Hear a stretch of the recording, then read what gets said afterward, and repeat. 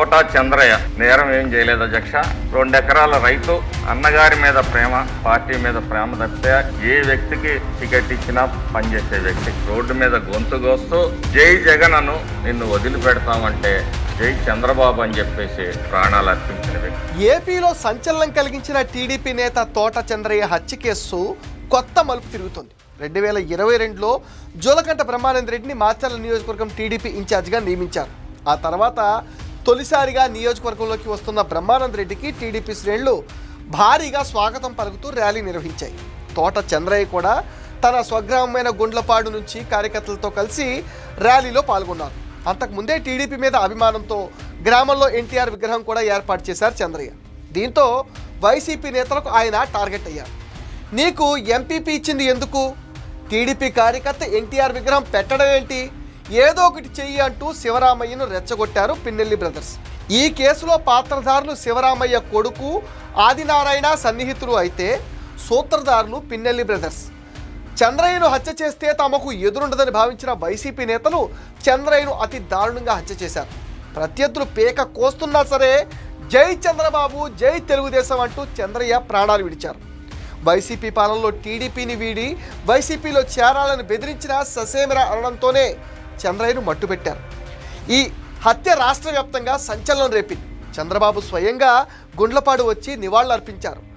చంద్రయ్య కుటుంబ సభ్యులకు ధైర్యం చెప్పారు. శ్మశాన వాటికి దాకా పాడె మోశారు. తాజాగా తోట చంద్రయ్య కేసును ప్రభుత్వం సిఐడికి అప్పగించింది. దీంతో ఈ కేసు వెనుకొన్న వారికి అప్పుడే వెన్నులో వణుకు మొదలైంది. 2022 జనవరి 13న తోట చంద్రయ్య ద్విచక్ర వాహనం పైన వెళ్తుండగా దారిలో ఆపారు. ప్రతిఘటించే లోపే కత్తులతో దాడి చేసి దారుణంగా చంపేశారు. చంద్రయ్య కుమారుడు ఇచ్చిన ఫిర్యాదు మేరకు కేసు నమోదు చేసి దర్యాప్తు చేపట్టారు. ఈ కేసులో మొత్తం 8 మందిని అరెస్ట్ చేశారు. వారిలో ప్రధాన నిందితుడు చింతా శివరామయ్యతో పాటు చింతా యలమంద కోటయ్య, సాని రఘురామయ్య, సాని రామకోటేశ్వరరావు, చింతా శ్రీనివాస్, తోట ఆంజనేయులు, తోట శివనారాయణ, చింతా ఆదినారాయణ ఉన్నారు. ఈ కేసులో ప్రధాన నిందితుడు చింతా శివరామయ్య, చంద్రయ్య మధ్య గొడవలు కూడా ఉన్నాయి. సిమెంట్ రోడ్డు విషయంలో వీరిద్దరి మధ్య గొడవలు జరిగాయని, చంద్రయ్యను హతమార్చిన 8 నిందితులు ఒకే గ్రామంలో ఉండేవారని దర్యాప్తులో అయితే తేలింది. హత్య జరగడానికి ముందు నిందితుడు శివరామయ్య ఒక గ్రామానికి వెళ్ళాడు. అక్కడ తోట చంద్రయ్య అనే వ్యక్తి అతన్ని చంపడానికి ప్రయత్నిస్తున్నాడని, అతడి మీద తప్పకుండా దాడి చేస్తాడని కొంతమంది గ్రామస్తులు, కుటుంబ సభ్యులు శివరామయ్య దృష్టికి తీసుకెళ్లారు. అప్పటికే వారిద్దరి మధ్య పాత కక్షలు కూడా ఉండడంతో చంద్రయ్య అతనిపైన దాడి చేసే ముందే చంద్రయ్య పైన దాడి చేయాలని శివరామయ్య నిర్ణయం తీసుకున్నారు. 2022 జనవరి 13న 7 సాయం తీసుకుని దారిలో వస్తుండగా బైక్ ఆపి చంద్రయ్యను హతమార్చారు. తోట చంద్రయ్య హత్య కేసులో అరెస్ట్ అయిన నిందితులు బెయిల్ పైన విడుదలై అప్పటి వైసీపీ ఎమ్మెల్యే పిన్నెల రామకృష్ణారెడ్డి, అతని తమ్ముడు పిన్నెల్లి వెంకటరామరెడ్డి వద్ద ఆశ్రయం పొందారు. మరికొంతకాలానికి గ్రామానికి తిరిగొచ్చి టీడీపీ వారిని వేధించి, కేసులతో వేధించి గ్రామం నుంచి తరిమేశారు. చంద్రయ్య హత్యను పార్టీ అధినేత చంద్రబాబు సవాల్గా తీసుకున్నారు. హత్య వెనుక ఎవరి కుట్ర ఉంది, పాత్రధారులకు సహకరించిన సూత్రధారులు ఎవరో నిగ్గు తేల్చి కఠిన చర్యలు తీసుకోవాలనే ఉద్దేశంతో కేసును సిఐడికి అప్పగించారు. దీంతో వైసీపీ నేతల వెన్నులో వణుకు మొదలైంది.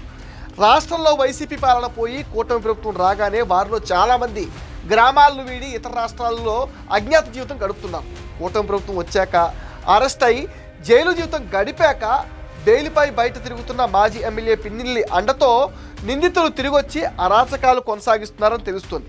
తోట చంద్రయ్య హత్య జరిగిన రోజే పిన్నెల్లి ప్రయత్నం ప్రారంభమైనని ఆ రోజుల్లోనే నాటి టీడీపీ జిల్లా అధ్యక్షుడు చిలకలూరుపేట తాజా ఎమ్మెల్యే ప్రత్తిపాటి పుల్లారావు మండిపడ్డారు. పిన్నెల్లి రామకృష్ణారెడ్డి సోదరుడు వెంకటరామరెడ్డి కూడా వెంటనే అరెస్ట్ చేయాలని, వారికి అండగా నిలిచిన వారిని కఠినంగా శిక్షించాలంటూ తోట చంద్రయ్య కుటుంబ సభ్యులు అంటున్నారు. ఈ హత్యతో పిన్నెల్లి బ్రదర్స్ రాజకీయం ముగిసినట్టే అని అంటున్నారు. ఇది మెటా న్యూస్ అప్డేట్. ఈ వీడియో పైన మీ విలువైన ఒపీనియన్ని కామెంట్ సెక్షన్లో పోస్ట్ చేయండి. మీరు ఇచ్చే కామెంట్స్తో మరిన్ని ఇంట్రెస్టింగ్ వీడియోస్ మీకు అందిస్తాం. అండ్ మీరేం చేయాలి మీకు తెలుసు కదా.